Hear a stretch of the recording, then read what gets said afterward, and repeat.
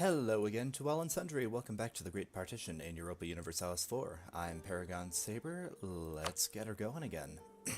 So unfortunately, this is the second time in this series that I've managed to lose about 4 episodes worth of work. This time because I completely forgot to save the game after I finished the 4th episode yesterday. So when I went in to look at, some just look at some starts for another campaign I might do in the future, it erased my autosaves. So that was dumb of me. Try to make sure that doesn't happen again. It's too bad. We had some fun and crazy things happening during that campaign. What could have been in this case being Theodoro and Odiev, and only those two, winning a war against Russia. Not because they outright beat Russian armies or anything like that, but because the war just ended up lasting a while. It was about 4 or 5 years, and Russia just kind of got bored and said, okay, yeah, you win, Theodoro. So that was kind of wacky. Egypt was not really a thing anymore, but regardless, that very well might not happen this time, so might as well not tempt everybody with the promises of a lost timeline. But for now, back in 1719, we have Odiev trying to go for Constantinople. If they only have that occupied, it's not really going to work out. All of Varetna's forts are over here, and it looks like Karaman wants some of those anyways. Yep, so guessing Odiev's not going to get Constantinople because of this naval blockade. Varetna looks to have 26 ships, and that's enough to keep the Odievan navy off of them, I suppose. Because the AI loves transports. Really a little bit too much, in my opinion. At this point, we do still have Epirus alive on Chios. Even though they've been removed from the Balkans, they're alive in the Anatolian Islands. And unfortunately, this is after Maria has lost Epirus and Thessaly to Venice, but can't always get what I want, I suppose.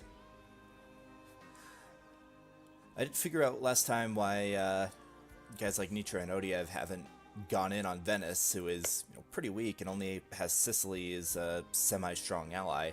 That would be because Nitra just doesn't want any of this land. And Odiev also has an alliance with Sicily that they really don't want to break. So, we can, I feel confident in saying we can expect this situation to last for a little bit. Over in India, we've got Delhi continuing to expand. Bahmanis is continuing to be partitioned and to collapse. Goa still owned by Portugal because they get that by event. Makes no sense in a game like this, but it depends on the tag, so I guess that's a boon for Portugal. Another thing that happened last game that we might see this game, I don't know, is that Austria managed to vassalize Portugal and turned around, Diplo-annexed them, and we ended up with Austrian Deccan over here. Austria actually brought some troops down to India and started conquering land. That was, I thought it was quite impressive. Austria also had, like, these provinces as well. They'd taken these from Toulouse. Is Toulouse? Yeah. So Toulouse is a vassal of Austria. Guessing, assuming Austria doesn't lose a war and, was forced to release them or something, we will at least see Austria down here in Africa. Russia, at this point, they've still had some issues. They were forced to release Perm in one of those wars earlier, and haven't gotten around to re-annexing them. They can do that anytime they want, but I guess they're busy with other things, despite the fact that you know, they have nothing except truces right now. Looks like they might have taken more territory from Khiva. Yep. Yeah, they took Alamuli. They took Shekti. They took Altin. They took Kipchak. That's a great province. Yep, so fought Khiva and won. Unfortunate. Khiva, one of those that was formerly a great power and definitely kind of an upstart power, but they have been sandwiched in between Russia and Persia for a large portion of this game. So, not always much you can do in that situation. They have been allied to Delhi, but really their undoing has been this alliance with Karadel. They should really just let them go and make Persia have to fight both him and Delhi, or Persia or Russia. Make them fight both nations, but can't always expect the AI to adopt player tactics, I suppose. Karaman having some issues sieging down Sinope as it's a level 6 fort. That's not fun to siege down, especially with only 5 cannons. It's not even enough to get a second level bonus. And Odiev just has to sit here. They can't get across the Bosporus, so no luck for them. Up here in Europe, I see Austria removing some troops. They still have a pretty good-sized alliance chain. We see a lot of Prussia's eastern lands occupied by Lubeck. So that's a war that's happening. Fighting Lubeck-Magdeburg.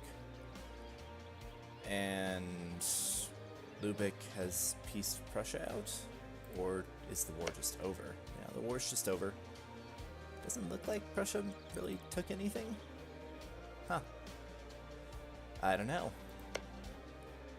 In any case, Prussia's looking pretty strong at this point in time. Not quite a great power. Looks like Poland has eclipsed them there. Can't remember if Lana had made it up into the great power rankings before this, but they're here now.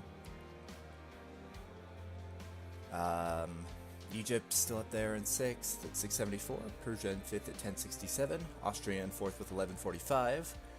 Great Britain in 3rd with 1276. Russia in 2nd with 1292, 1577 after the Enlightenment.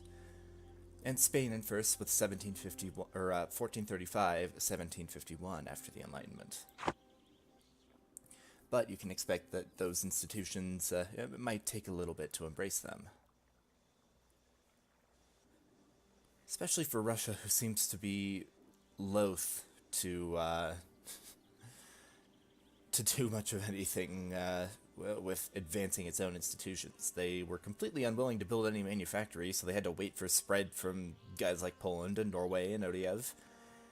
Probably got some from the east too, considering it spawned in Japan. So we still have Emperor Qin at this point, I do believe, who is losing all of the mandate. As expected, that, you know, seems to happen quite a bit when you can't get any tributaries, and now Qin has a direct border with Russia, which means they have, you know, that 1500 development that is not paying them tribute. Because why would Russia pay this little guy tribute? Russia is usually not even willing to pay Ming tribute, though. Have seen it happen that, I've seen Russia become a tributary of Ming before. Ming OP. Spain is continuing its conquests down here in West Africa. Of course, they had to fight Morocco every step of the way because Morocco is either allied to or guaranteeing every remaining West African nation. Spain able to defeat a much stronger joint Moroccan and Songhai army there. Morocco on Tech 24, Spain on Tech 25, that'll do it. Excuse me. Kilwa has secured its position. They've taken some provinces in southwest Arabia. And Egypt stretches all the way down here into modern-day Somalia. Actually, this might be... I think Ogaden is actually under some other country. I think we have Egyptian Moluccas? No, well, so Egypt has colonized down here. They've colonized Sumba, Aru, and Siram. And I have unfortunately gotten my previous run pretty well mixed up with this. I'm expecting them to go for Papua New Guinea again. Let's just say that. I don't know if I'd mentioned the formation of Malaya. I think they'd formed in like the late 1600s or something, but they're here and haven't done much expanding since forming. I mean, you know, it might behoove them to maybe try to colonize Lombok, but I can't tell them what to do. Brunei probably looking to take Tondo and Manila from turn 8, assuming Tidor doesn't get there first. That rivalry likely still alive and well.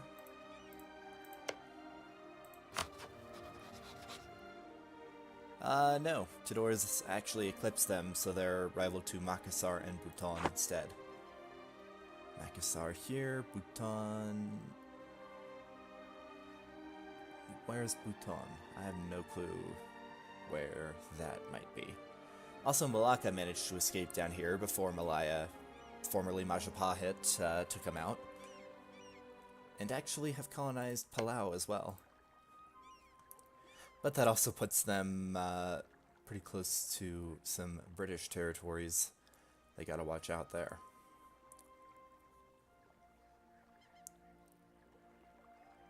Not sure where Bhutan is. I'll find him. Oh, this it. Just this little island down here, or group of islands. Yep. So Tidor can no longer rival Ternate, who, by the way, also does have Sula down here, as well as Manila and Tondo. But they can rival Bhutan, who appears to be a one-province minor. This game makes no sense. Sometimes. But we all love it, nonetheless. Nope, while I wasn't looking, Persia went to war with Egypt again. Can't call that a surprise. Persia's been gunning for Egyptian land for quite a while by this point. And, can bring, you know, casually bring twice Egypt's army to bear. Is Kilwa involved? They're not. Egypt is just without friends right now. That's not good for them.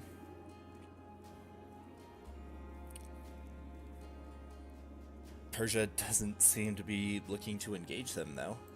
They've already sieged down Cairo, but... Oh, wow. That's unlucky for the Egyptian AI. That's a pretty long... Wow. Persia has almost 50% defensiveness. I mean, they have to have taken defensive. Yeah, only 5 of the defensive ideas. I don't see anything that increases fort defense in their national ideas. How did they get that much, then?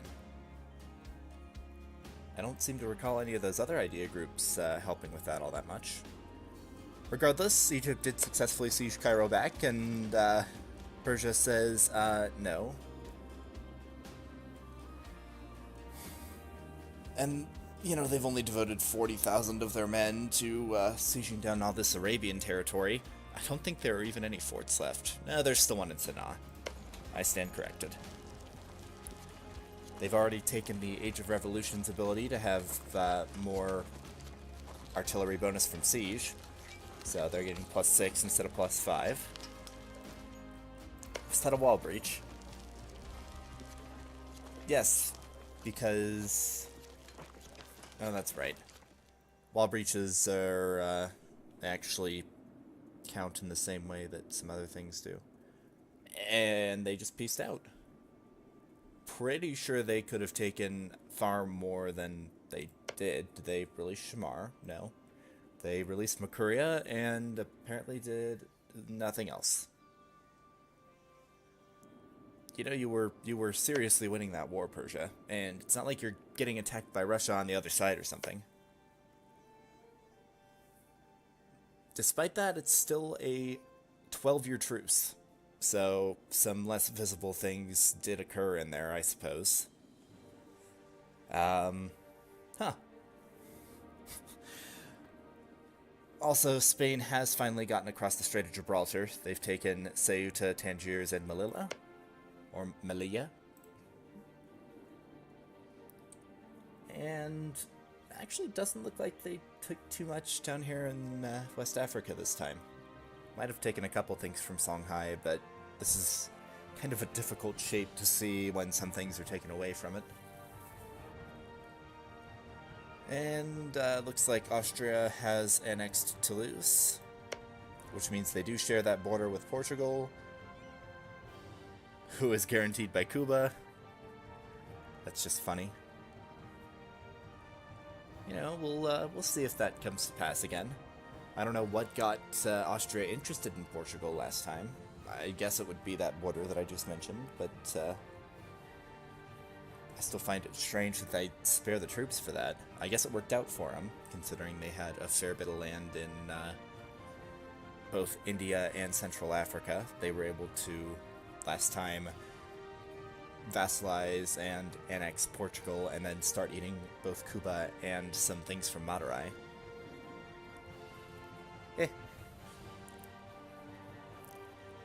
Looks like Prussia's managed to draw the ire of a few different people again.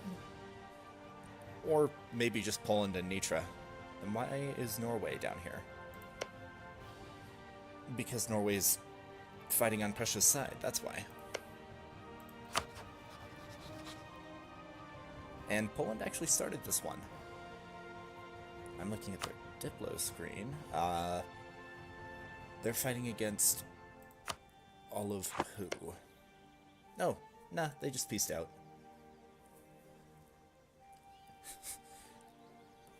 The AI is so aggressive and yet looks to end wars so early, it seems. I mean, I can understand not always wanting to push for a 100% peace deal. You don't always have to do that. But, I mean, I don't know how long that war had been going on, but it was only plus 3% in Poland's favor. The truce is 5 years long. They white peaced. Oh, and they appear to have cut off Odiev. That didn't happen last time. They took Cherkasy. At some point.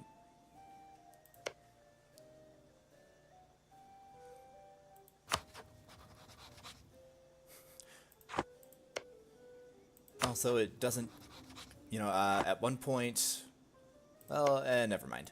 So Russia actually does still have Rurikoviches, at least as heirs, but they actually have a Romanov.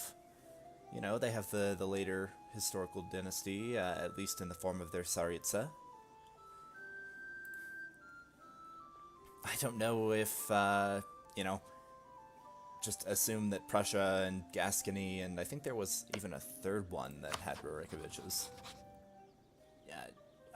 Yeah, so Prussia and Gascony aside, I wonder if that would have counted for Kinslayer, for Odiev, having the Queen Regent on the throne. That'd be a bit of a cheesy way to get that achievement, in my opinion. Also, Karaman, instead of taking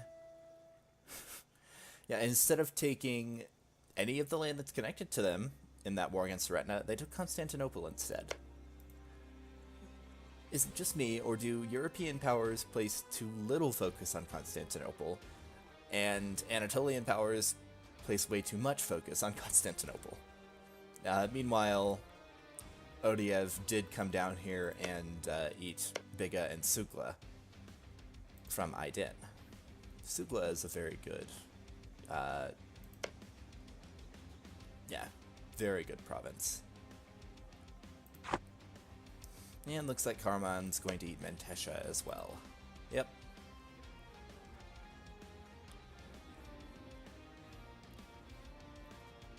Oh, hey, there's that war between Russia and Odiev.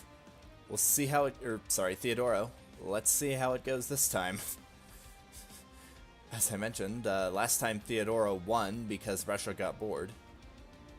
I mean, there's Odiev successfully sieging down one of Russia's forts, sieged down Crimea. And apparently Russia's army was all in the east. Also, they're fighting Persia at the same time. Did Persia initiate that, or did Russia? So Persia thinking that, apparently Theodoro and Odiev are enough of a distraction for them to pour in and start doing bad things to Russia. We'll see how that works out for them. Are they equal in tech? Yep, both 25. Persia has likely a little bit superior troops. The mandate's at 0, so whoever wants to take that from Qin is more than welcome to do so. Russia finally shares a border with some of the East Siberian tribes, Kodent and, well, just Kodent for now, but they share a second-hand border with Chavshuveni, I suppose. Don't think too hard about it. I like how Buryatia still has this little pocket in between Manchu and Korea for development. They were once so much stronger.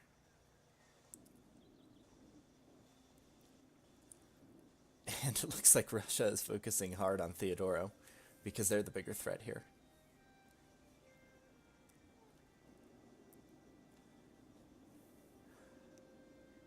I mean, Persia, I don't know. Last time, Russia didn't even manage to occupy Azov. And this time, with the help of Livonian Condottieri, they've managed that. Seems like Livonia's AI is doing better than Russia's.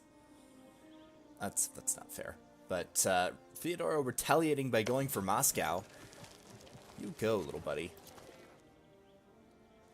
Odiev, I don't see their army. Did they get squished? Nah, they're just going up to the middle of nowhere. A little bit of a reduced army compared to what Odiev's been used to fielding.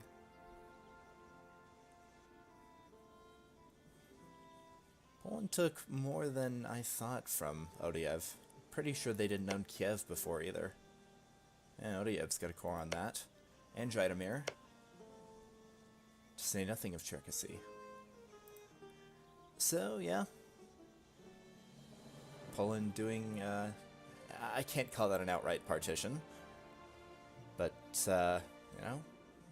dicing him up. You can do it, Theodoro. Oh! That's Moscow occupied by Theodoro. But Russia still has 62,000 men rampaging down here. And Azov's still occupied, so Theodoro is accruing all of the war exhaustion.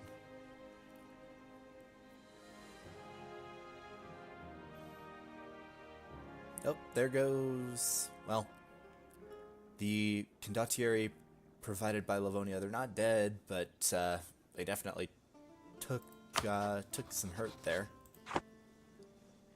Not sure where they're retreating to. That was grammatically incorrect. Hey, looks like the Emperor is dead. Long live Emperor Brabant. Believe he was still the Emperor before this. Might have been Austria. Let's see who is alive over here. Now, Austria failed to get the pragmatic sanction in effect, so if it was probably Brabant before this. I'm too mixed up with all these alternate timelines and silliness.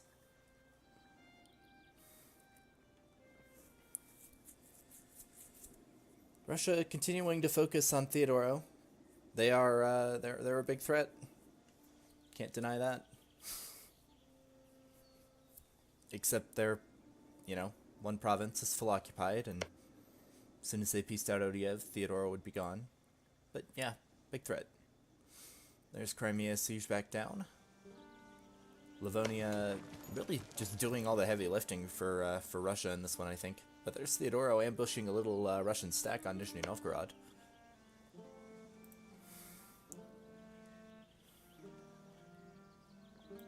Siege down Yaroslavl as well.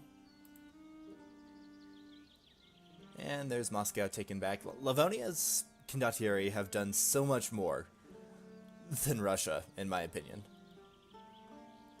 But there goes Theodoro's army. Guess Theodoro winning this war last time was a bit of a fluke. A shame. Though they didn't have Livonia on their side. And that's probably going to be Odiev's army wiped out as well. Yep. Well, can't fault it. Russia's done well this time. They've actually managed to fight competently instead of just giving up in the face of scary, scary Theodoro. Really wish you guys had... really kicking myself for losing the save now. Because last time, those episodes I lost were a lot more interesting than this. Oh well, so it goes. We'll see how Russia deals with Persia.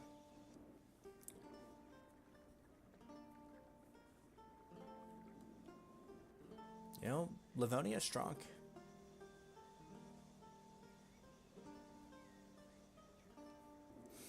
Oman's dealing with all sorts of rebels. They're able to probably beat those peasants, but the pretenders might be a little bit more of an issue.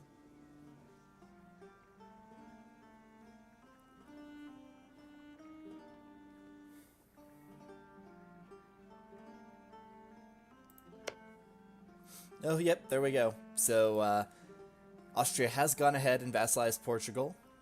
So, we'll probably be seeing Austria down in India again. Tack on a couple more letters and a willingness to actually colonize somewhere, and we could have Austria in Australia, but I'm pretty sure exploration is... it is probably the last idea group that that Austria would ever consider taking, aside from maybe expansion. I could see them taking, I don't know, aristocratic maybe. I don't know what the weights are for the AI taking different idea groups. All of these, I mean, yeah, all of these make a lot of sense for Austria. And there's... huh. Oh, Odiev's lost Odiev. Oh no. And Theodoro's gone. Sad day.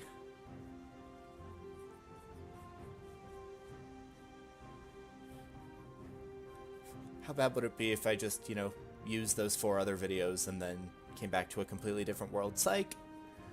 This is what actually happened. That'd be rough. Couldn't do that.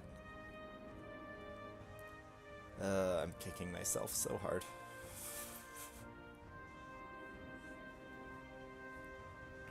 Check out the Great Powers. Malaya is up to 6th now. Lan Na is still in 7th. Nothing else has changed all that much, though Great Britain's gone up above Russia because Russia's not got the Enlightenment yet. Spain, however, has gotten that while we haven't been looking.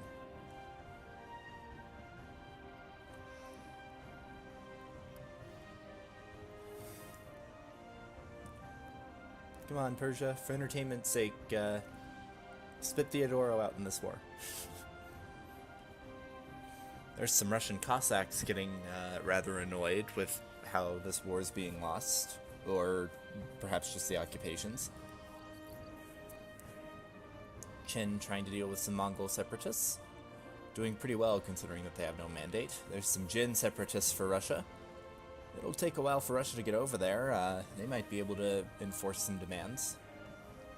Oh, and the Cossacks attacked with extreme prejudice by 137,000 Russians.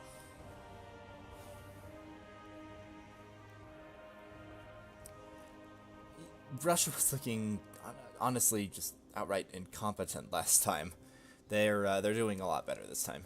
And yeah, that looks like either a white piece. Can always check the truce timer. With Persia, February of 40. So maybe just war reps or something.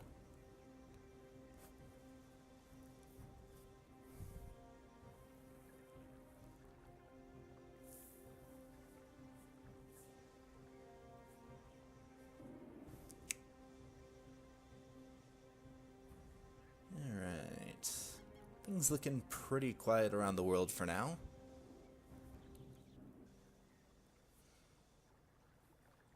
Russia's probably going to be able to get over here and deal with the separatists now. And hey, there goes the timer. So the year is now 1734. And I guess one thing hasn't changed, but I'll get to that next time. Thank you all for watching. I've been Paragon Saber. This has been the Great Partition.